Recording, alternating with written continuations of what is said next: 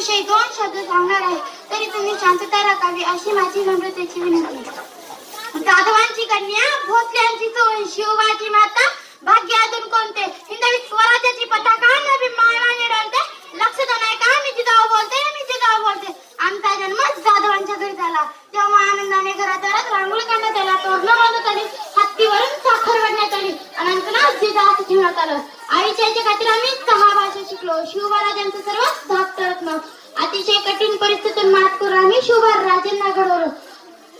अंगातील तुळस, गोट्यातील गायन, घरातील माय यांच्याकडे कोणी वाकड्या नजरेने पाहिलं त्याची गय करू नका अशी शिकून आम्ही शिवबाराजांना दिली.